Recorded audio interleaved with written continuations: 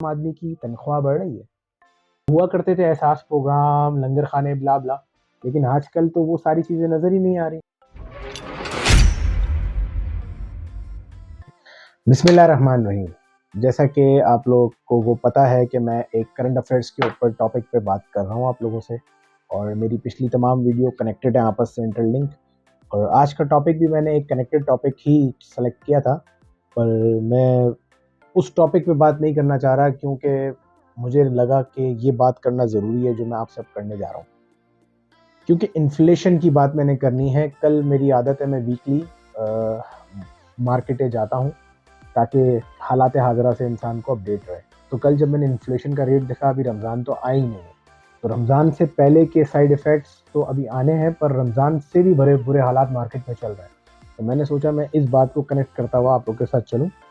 तो चंद चीज़ें मैंने निकाली हैं, नोट डाउन की हैं हर बार की तरह, क्योंकि मेरी मेन मुद्दा जो है मेरा पिछली वीडियो से लेकर आज तक, वो है एक आम आदमी का, कि एक आम आदमी को क्या परेशानियां हो रही हैं, क्या मसले मसाइल हो रहे हैं। अब आप समझ लें, मैंने बात की है इन्फ्लेशन की, तो डॉन न्यूज़ के मुताबिक, जो उनका एक आर्टिकल था इंटरनेट पे, कि पाकिस्तान में वीकली जो इंक्रीज है इन्फ्लेशन की, वो तारीख की 2015 से लेके आज तक सबसे ज़्यादा हाई है। यानी आप समझे 40% तक पाकिस्तान में वीकली इन्फ्लेशन है। वीकली इन्फ्लेशन का मतलब होता है हफ्तावार महंगाई, यानी पिछले हफ्ते 23 फरवरी तक जो महंगाई थी, उससे लेके आज तक जो मेरे ख्याल से 27 फरवरी है, वो 40% बता रहा है, जिसमें सरे फहरिस्त जो आइटम्स हैं उसमें फ्रूट्स है, मीट है, कुकिंग ऑयल्स है, और वो सारी चीज़ें हैं जो एक घर के अंदर होती है। गरीब आदमी पहले ही नहीं खा सकता था सब्जी, अब चिकन तो खा नहीं सकता था, अब सब्जी भी नहीं खा सकेगा।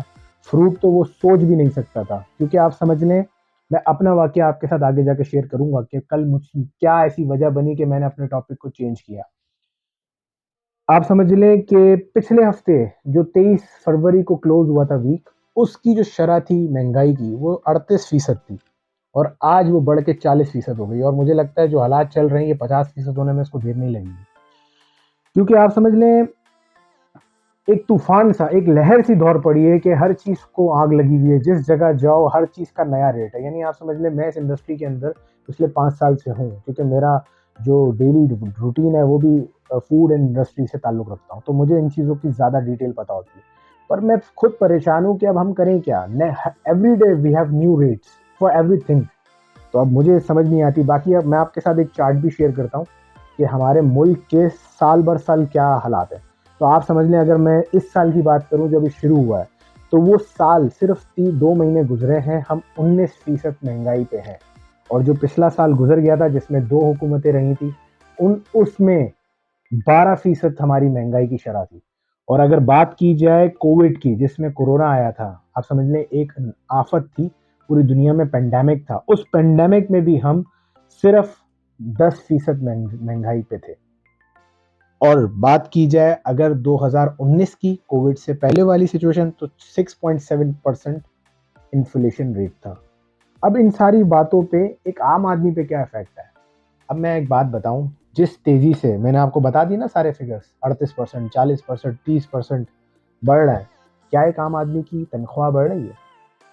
यानी एक मेरा बिल्कुल मासूमाना सवाल है कि क्या एक आम आदमी जो डेली कमाता है, डेली वेजर है, क्या हुकूमत ने उसके लिए कोई इकदाम किया? चलें, हुकूमत पे तो कोई बात ही नहीं कर सकते, यानी मेरा जो मेन पॉइंट है वो सिर्फ आपको ना स्टैट्स बताना है। मैं किसी पॉलिटिकल डिस्कशन में जाना नहीं पसंद करता। अब आप समझ लें कि एक आम आदमी की जब तनख्वाह नहीं बढ़ रही, तो उसमें क्या क्या चीज़ें हैं जो इफ़ेक्ट हो रही है। मेरे हिसाब से तो सभी इफ़ेक्ट हो रहा है।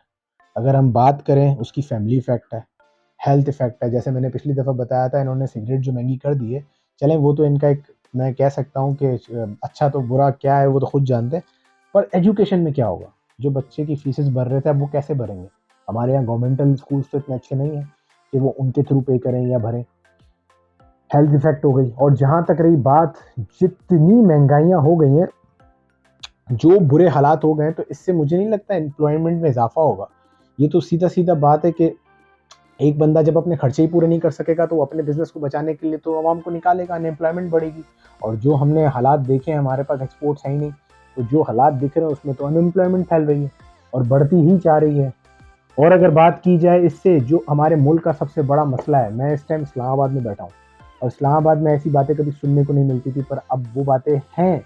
आप समझ लें क्राइम रेशियो बढ़ गया है। और क्राइम क्यों बढ़ते हैं? क्राइम इसी वजह से बढ़ते हैं कि जब आपके पास मतलब एम्प्लॉयमेंट नहीं है, पैसे नहीं है, आपने अपने घर का तो पेट पालना है ना।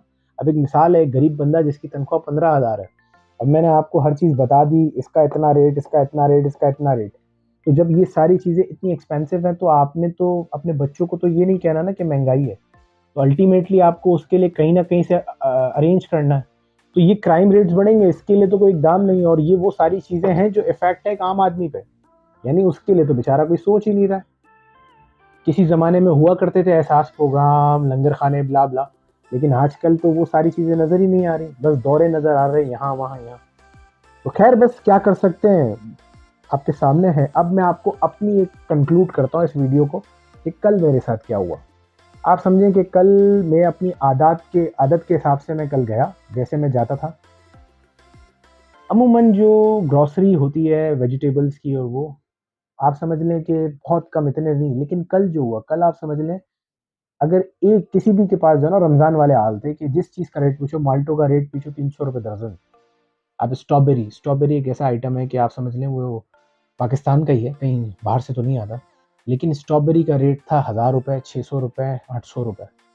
तो आप बताएं कि ये मतलब किस तरीके से, जिस बंदे का जूस का भी अगर किया है, तो वो किस तरीके से स्ट्रॉबेरी 800 1000 की खरीद के 100 रुपये में गिलास बेचेगा? वो तो हो ही नहीं सकता। इसी तरह केलों के रेट बनाना, यानी हर फ्रूट आइटम, हर वेजिटेबल आइटम को आप उठा लें, वो नहीं रहा जो पुराने रेट थे। तो ये इन्फ्लेशन का जो 40% 30% है, ये इफेक्ट तो आएगा। और यही कल मेरे साथ हुआ कि मेरी जो परचेजिंग पावर थी वो उस हद तक नहीं रही कि मैं जब जाता था शॉप करता था आ जाता था। अब वो वक्त नहीं रहा। अब बंदा अगर एक चीज़ का रेट पूछता है तो उसे सोचना पड़ता है। और सिमिलरली ये हमारे मुल्क की बात हो रही है, और यही सबके हाल है।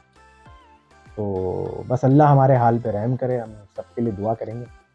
और मिलते हैं इंशाल्लाह आपके साथ अगली वीडियो में। तब तक के लिए अल्लाह हाफ़िज़।